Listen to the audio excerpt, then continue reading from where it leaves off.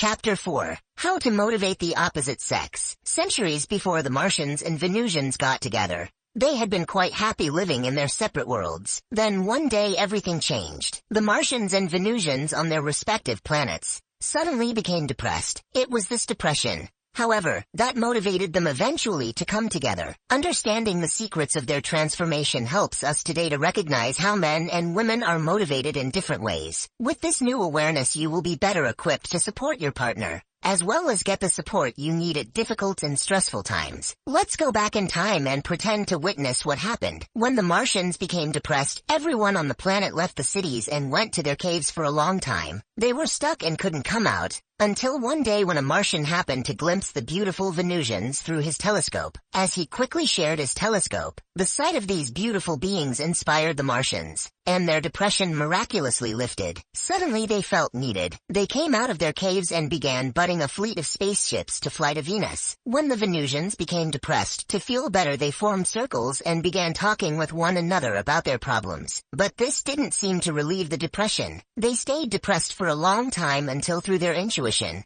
they experienced a vision. Strong and wondrous beings, the Martians, would be coming across the universe to love, serve, and support them. Suddenly they felt cherished. As they shared their vision, their depression lifted, and they happily began preparing for the arrival of the Martians. These secrets of motivation are still applicable. Men are motivated and empowered when they feel needed. When a man does not feel needed in a relationship, he gradually becomes passive and less energized. With each passing day, he has less to give the relationship. On the other hand, when he feels trusted to do his best to fulfill her needs and appreciated for his efforts, he is empowered and has more to give. Like the Venusians, women are motivated and empowered when they feel cherished. When a woman does not feel cherished in a relationship, she gradually becomes compulsively responsible and exhausted from giving too much. On the other hand, when she feels cared for and respected, she is fulfilled and has more to give as well. When a man loves a woman, a man falling in love with a woman is similar to what took place when the first Martian discovered the Venusians. Stuck in his cave and unable to find the source of his depression,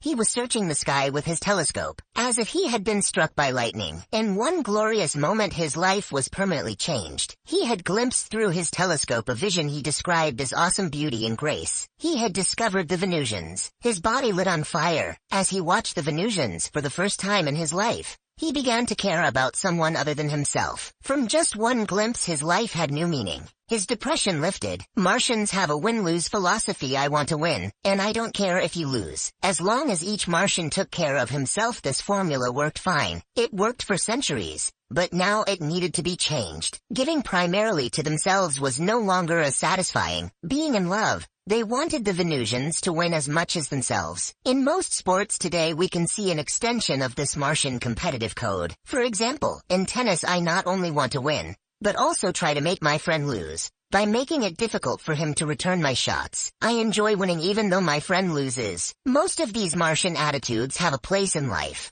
but this win-lose attitude becomes harmful in our adult relationships. If I seek to fulfill my own needs at the expense of my partner, we are sure to experience unhappiness, resentment, and conflict. The secret of forming a successful relationship is for both partners to win. Differences attract. After the first Martian fell in love, he began manufacturing telescopes for all his brother Martians. Very quickly they all came out of their depressions. They too began to feel love for the Venusians. They started to care about the Venusians as much as themselves. The strange and beautiful Venusians were a mysterious attraction to the Martians. Their differences especially attracted the Martians. Where the Martians were hard, the Venusians were soft. Where the Martians were angular, the Venusians were round. Where the Martians were cool, the Venusians were warm. In a magical and perfect way their differences seemed to complement each other. Love motivates Martians. The Martians began building a fleet of spaceships that would carry them across the heavens to Venus. They had never felt so alive. Through glimpsing the Venusians, they were beginning to have unselfish feelings for the first time in their history. Similarly, when a man is in love, he is motivated to be the best he can be in order to serve others. When his heart is open, he feels so confident in himself that he is capable of making major changes. Given the opportunity to prove his potential, he expresses his best self. Only when he feels he cannot succeed does he regress back to his old selfish ways. When a man is in love, He begins to care about another as much as himself. He is suddenly released from the binding chains of being motivated for himself alone, and becomes free to give to another, not for personal gain, but out of caring. He experiences his partner's fulfillment as if it were his own. He can easily endure any hardship to make her happy, because her happiness makes him happy. His struggles become easier. He is energized with a higher purpose. In his youth he can be satisfied by serving himself alone. But as he matures, self-gratification is no longer as satisfying. To experience fulfillment he must begin to live his life motivated by love. Being inspired to give in such a free and selfless way liberates him from the inertia of self-gratification, devoid of caring for others. Although he still needs to receive love, his greatest need is to give love. Most men are not only hungry to give love, but are starving for it. Their biggest problem is that they do not know what they are missing. They rarely saw their fathers succeed in fulfilling their mothers through giving. As a result, they do not know that a major source of fulfillment for a man can come through giving. When his relationships fail, he finds himself depressed and stuck in his cave. He stops caring and doesn't know why he is so depressed. At such times he withdraws from relationships or intimacy and remains stuck in his cave. He asks himself what it is all for, and why he should bother. He doesn't know that he has stopped caring because he doesn't feel needed. He does not realize that by finding someone who needs him, he can shake off his depression and be motivated again. When a man doesn't feel he is making a positive difference in someone else's life, it is hard for him to continue caring about his wife and relationships. It is difficult to be motivated when he is not needed. To become motivated again, he needs to feel appreciated, trusted, and accepted. Not to be needed is a slow death for a man. When a woman loves a man, a woman falling in love with a man is similar to what took place when the first Venusian believed that the Martians were coming. She dreamed that a fleet of spaceships from the heavens would land, and a race of strong and caring Martians would emerge. These beings would not need nurturing, but instead wanted to provide for and take care of the Venusians. These Martians were very devoted and were inspired by the Venusian beauty and culture. The Martians recognized that their power and competence were meaningless without someone to serve. These wondrous and admirable beings had found relief and inspiration in the promise of serving, pleasing, and fulfilling the Venusians. What a miracle! Other Venusians had similar dreams, and instantly came out of their depressions. The realization that transformed the Venusians was the belief that help was on the way because the Martians were coming. The Venusians had been depressed because they felt isolated and alone. To come out of depression, they needed to feel that loving help was on the way. Most men have little awareness of how important it is to a woman to feel supported by someone who cares. Women are happy when they believe their needs will be met. When a woman is upset,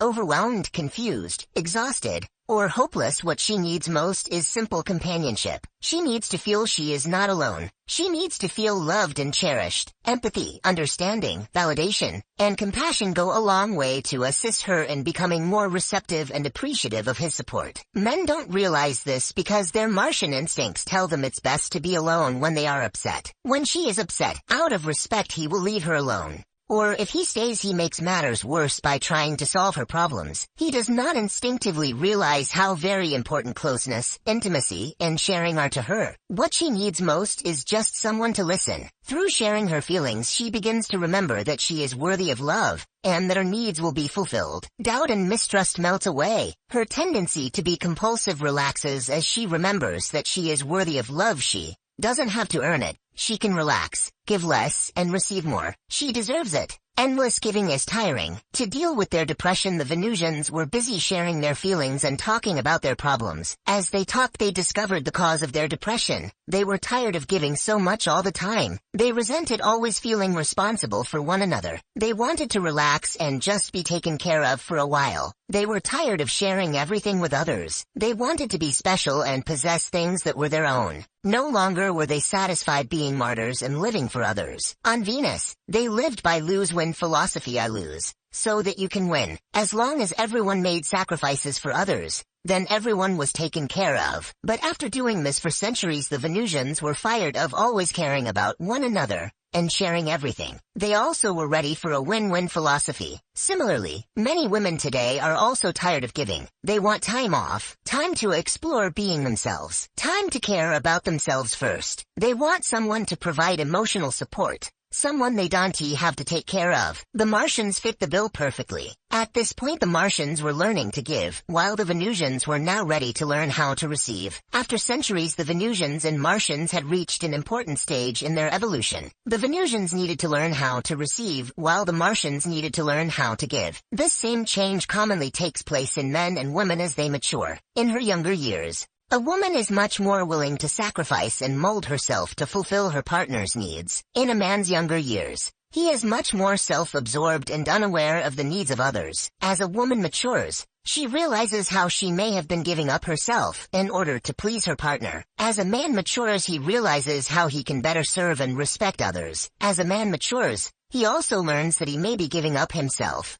but his major change is becoming more aware of how he can succeed in giving. Likewise, as a woman matures, she also learns new strategies for giving. But her major change tends to be learning to set limits in order to receive what she wants. Giving up blame. When a woman realizes she has been giving too much, she tends to blame her partner for their unhappiness. She feels the injustice of giving more than she has received. Although she has not received what she deserved to improve her relationships, she needs to recognize how she contributed to the problem. When a woman gives too much, she should not blame her partner. Similarly, a man who gives less should not blame his partner for being negative or unreceptive to him. In both cases, blaming does not work. Understanding, trust, compassion, acceptance, and support are the solution, not blaming our partners. When this situation occurs, instead of blaming his female partner for being resentful, a man can be compassionate and offer his support, even if she doesn't ask for it. Listen to her, even if at first it sounds like blame,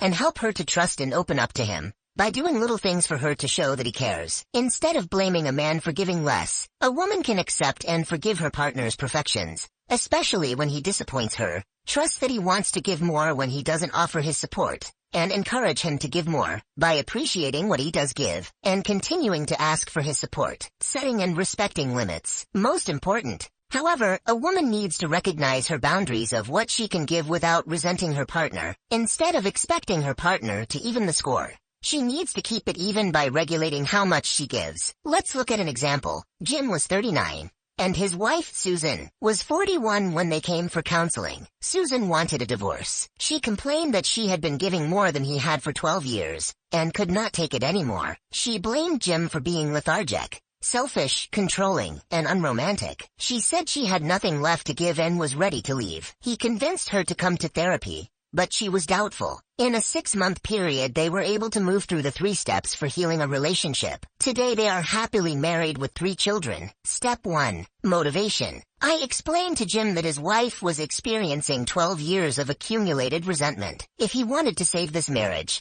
he would have to do a lot of listening for her to be motivated to work on their marriage. For the first 6 sessions together, I encouraged Susan to share her feelings and helped Jim patiently to understand her negative feelings. This was the hardest part of their healing process. As he began to really hear her pain and unfulfilled needs, he became increasingly motivated and confident that he could make the changes necessary to have a loving relationship. Before Susan could be motivated to work on their relationship, she needed to be heard and felt that Jim validated her feelings. This was the first step. After Susan felt understood, they were able to proceed to the next step. Step 2. Responsibility. The second step was taking responsibility. Jim needed to take responsibility for not supporting his wife, while Susan needed to take responsibility for not setting boundaries. Jim apologized for the ways he had hurt her. Susan realized that just as he had stepped over her boundaries by treating her in disrespectful ways, such as yelling, grumbling, resisting requests, and invalidating feelings, she had not set her boundaries. Although she did not need to apologize, she did acknowledge some responsibility for their problems. As she gradually accepted that her inability to set limits and her tendency to give more had contributed to their problems,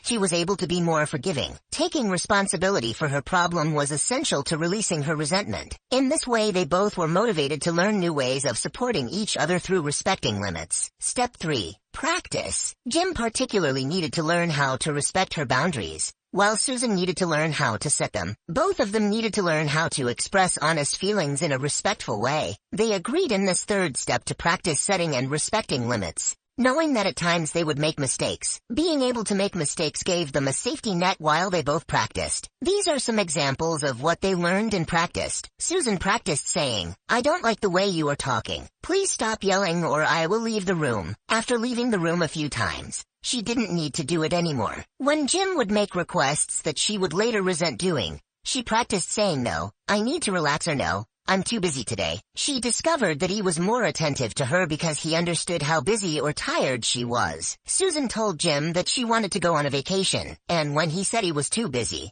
she said that she would go alone. Suddenly he shifted his schedule and wanted to go. When they talked and Jim interrupted, she practiced saying, "I'm not finished. Please hear me out." Suddenly he started listening more and interrupting less. Susan's most difficult task was to practice asking for what she wanted. She said to me, "Why should I have to ask, after all I have done for him?" I explained that making him responsible for knowing her wants was not only unrealistic, but a big part of her problem. She needed to be responsible for getting her needs fulfilled. Jim's most difficult challenge was to be respectful of her changes and not expect her to be the same accommodating partner he originally married. He recognized that it was as difficult for her to set limits as it was for him to adjust to them. He understood that they would become graceful as they had more practice. As a man experiences limits, he is motivated to give more. Through respecting limits, he automatically is motivated to question the effectiveness of his behavior patterns and to start making changes. When a woman realizes that in order to receive she needs to set limits, then automatically she begins to forgive her partner and explore new ways of asking for and receiving support. When a woman set limits, she gradually learns to relax and receive more. Learning to receive, setting limits and receiving are very scary for a woman. She is commonly afraid of needing too much and then being rejected, judged, or abandoned. Rejection, judgment, and abandonment are most painful because deep inside her unconscious, she holds the incorrect belief that she is unworthy of receiving more. This belief was formed and reinforced in childhood. Every time she had to suppress her feelings, needs, or wishes, a woman is particularly vulnerable to the negative and incorrect belief that she doesn't deserve to be loved. If as a child she witnessed abuse or was directly abused, then she is even more vulnerable to feeling unworthy of love. It is harder for her to determine her worth. Hidden in the unconscious, this feeling of unworthiness generates the fear of needing others. A part of her imagines that she will not be supported. Because she is afraid of not being supported, she unknowingly pushes away the support she needs. When a man receives the message that she doesn't trust him to fulfill her needs, and then he feels immediately rejected and is turned off, her hopelessness and mistrust transform her valid needs into desperate expressions of neediness and communicate to him the message that she doesn't trust him to support her. Ironically, men are primarily motivated by being needed, but are turned off by neediness. At such times, a woman mistakenly assumes that having needs has turned him off when in truth, it is her hopelessness, desperation, and mistrust that has done so. Without recognizing that men need to be trusted, it is difficult and confusing for women to understand the difference between needing and neediness. Needing is openly reaching out and asking for support from a man in a trusting manner, one that assumes that he will do his best. This empowers him. Neediness, however, is desperately needing support because you don't trust you will get it. It pushes men away and makes them feel rejected and unappreciated. For women, not only is needing others confusing, but being disappointed or abandoned is especially painful, even in the smallest ways. It is not easy for her to depend on others and then be ignored, forgotten, or dismissed. Needing others puts her in a vulnerable position. Being ignored or disappointed hurts more because it affirms the incorrect belief that she is unworthy. Now the Venusians learned to feel worthy. For centuries the Venusians compensated for this fundamental fear of unworthiness by being attentive and responsive to the needs of others. They would give and give, but deep inside they did not feel worthy of receiving. They hoped that by giving they would become more worthy. After centuries of giving they finally realized that they were worthy of receiving love and support. Then they looked back and realized that they had always been worthy of support. This process of giving to others prepared them for the wisdom of self-esteem. Through giving to others they came to see that others truly were worthy of receiving, and thus they began to see that everyone deserved to be loved. Then, finally, They saw that they too deserved to receive. Here on Earth, when a little girl experiences her mother receiving love, then automatically she feels worthy. She is able easily to overcome the Venusian compulsion to give too much. She doesn't have to overcome a fear of receiving because she identifies so closely with her mother. If her mother has learned this wisdom, then the child automatically learns it through observing and feeling her mother. If the mother is open to receive, then the child learns how to receive. The Venusians, however, did not have role models, so it took them thousands of years to give up their compulsive giving. Through gradually seeing that others were worthy of receiving, they realized that they also were worthy of receiving. At that magical moment, the Martians also went through a transformation and began building spaceships. When the Venusian is ready, the Martian will appear. When a woman realizes that she truly deserves to be loved, she is opening the door for a man to give to her. But when it takes her 10 years of overgiving in a marriage to realize that she deserves more, ironically, she feels like closing the door and not giving him the chance. She may feel something like this: I have given to you and you have ignored me. You had your chance. I deserve better. I can't trust you. I am too tired. I have nothing left to give. I will not let you hurt me again. Repeatedly, when this is the case, I have assured women that they don't have to give more to have a better relationship. Their partner actually will give them more if they give less. When a man has been ignoring her needs, it is as though they have both been asleep. When she wakes up and remembers her needs, he also wakes up and wants to give her more. Predictably, her partner will wake up from his passive state and truly make many of the changes she requires. When she is no longer giving too much, because she is feeling worthy inside herself, he comes out of his cave and starts building spaceships to come and make her happy. It may take him a while actually to learn to give her more, but the most important step is taken. He is aware that he has neglected her, and he wants to change. It also works the other way around. Usually when a man realizes that he is unhappy and wants more romance and love in his life, his wife will suddenly begin to open up and love him again. The walls of resentment begin to melt and love comes back to life. If there has been a lot of neglect, it may take a while truly to heal all the accumulated resentments, but it is possible. In Chapter 11, I will discuss easy and practical techniques to heal these resentments. Quite often, when one partner makes a positive change, the other will also change. This predictable coincidence is one of those magical things about life. When the student is ready, the teacher appears. When the question is asked, then the answer is heard. When we are truly ready to receive, then what we need will become available. When the Venusians were ready to receive, the Martians were ready to give. Learning to give.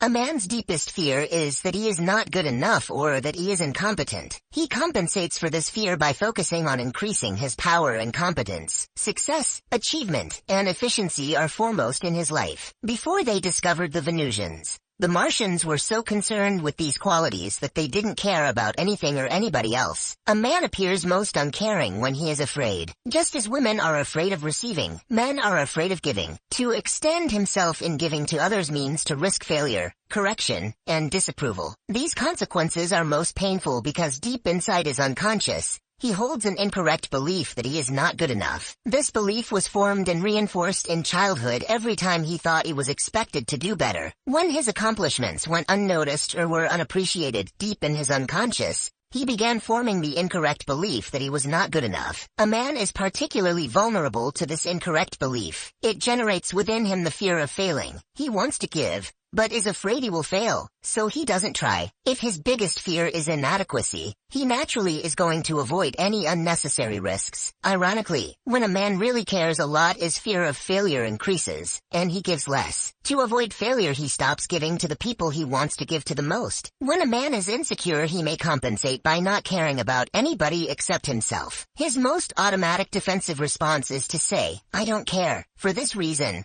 the Martians did not let themselves feel or care too much for others. By becoming successful and powerful, they finally realized that they were good enough, and that they could succeed in giving. They then discovered the Venusians. Although they had always been good enough, the process of proving their power prepared them for the wisdom of self-esteem. Through becoming successful and then looking back, they realized that their every failure was necessary to achieve their later successes. Every mistake had taught them a very important lesson to achieve their goals. Thus they realized they had always been good enough. It is okay to make mistakes. The first step for a man in learning how to give more is to realize that it is okay to make mistakes. and it is okay to fail, and that he doesn't have to have all the answers. I remember the story of a woman who complained that her partner would never make a commitment to marriage. To her it seemed that he did not care as much as she did. One day, however, she happened to say that she was so happy being with him. Even if they were poor, she would want to be with him. The next day he proposed. He needed the acceptance and encouragement that he was good enough for her,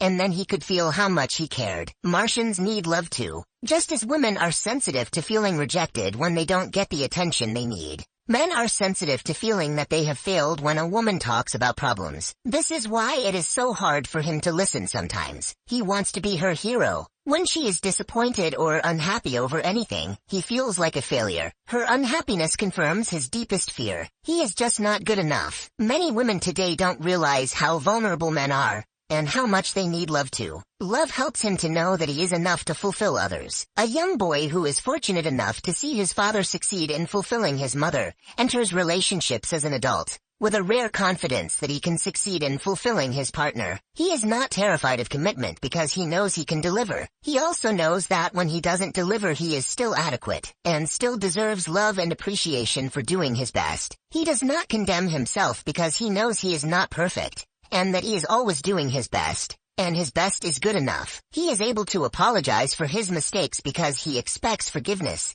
love, and appreciation for doing his best. He knows that everyone makes mistakes. He saw his father make mistakes and continue to love himself. He witnessed his mother loving and forgiving his father through all his mistakes. He felt her trust and encouragement, even though at times his father had disappointed her. Many men did not have successful role models while they were growing up. For them, staying in love, getting married, and having a family is as difficult as flying a jumbo jet without any training. He may be able to take off, but he is sure to crash. It is difficult to continue flying once you have crashed the plane a few times, or if you witnessed your father crash. Without a good training manual for relationships, it is easy to understand why many men and women give up on relationships.